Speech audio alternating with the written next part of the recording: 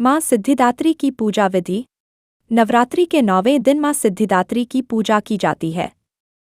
इनकी पूजा करने से समस्त सिद्धियां प्राप्त होती हैं।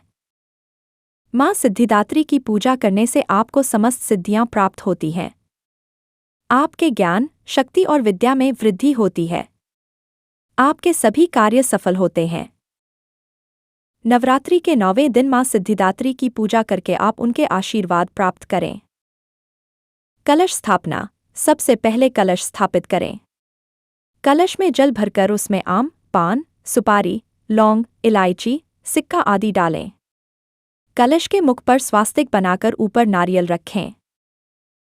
माँ सिद्धिदात्री की प्रतिमा स्थापना। कलश के पास माँ सिद्धिदात्री की प्रतिमा या चित्र स्थापित करें। आसन। माँ सिद्धिदात्री के आसन के लिए लाल रंग का कपड़ा बिछाएं।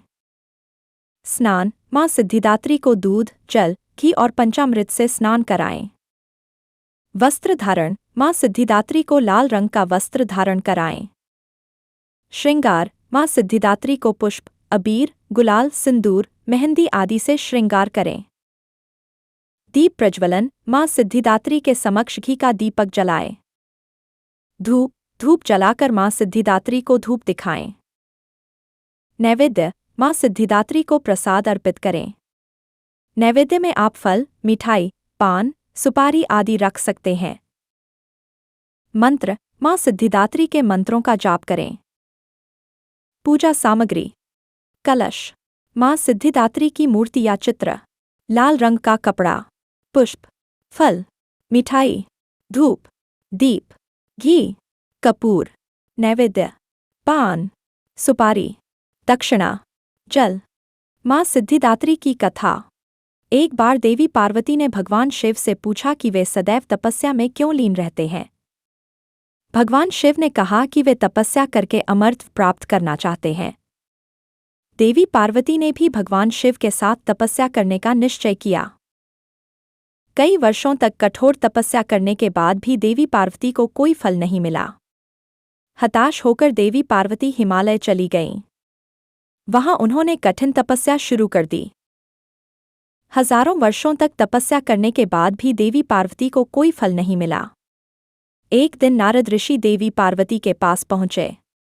उन्होंने देवी पार्वती को बताया कि भगवान शिव कैलाश पर्वत पर तपस्या कर रहे हैं। देवी पार्वती कैलाश पर्वत पहुंची। वहां उन्होंने देखा कि भगवान शिव समाधि में लीन हैं। देवी पार्वती ने भगवान शिव को जगाने का प्रयास किया, लेकिन वे नहीं जागे। अंत में देवी पार्वती ने अपनी तपस्या का त्याग कर दिया और भगवान शिव की पत्नी बनने की इच्छा व्यक्त की। भगवान शिव देवी पार्वती की तपस्या और प्रेम से प्रसन्न हुए। उन्होंने देवी पार्वती को अपनी पत्नी स्वीकार किया। देवी पार्वती और भगवान शिव के विवाह के बाद देवताओं और दानवों के बीच युद्ध हुआ। इस युद्ध में देवताओं को पराजय का सामना करना पड़ा। देवताओं ने देवी पार्वती से प्रार्थना की। देवी पार्वती ने देवताओं की रक्षा के लिए कठोर तपस्या की। तपस्या के फलस्वरूप देवी पार्वती को सिद्धिदात्री नामक शक्ति प्राप्त हुई। माँ सिद्धिदात्री ने देवताओं को दानवों पर विजय दिलाई। तब से नवरात्रि के 9वें दिन माँ सिद्धिदात्री की पूजा की जाती है। माँ सिद्धिदात्री की पूजा करने से भक्तों को सभी प्रकार की सिद्धियां प्राप्त होती हैं।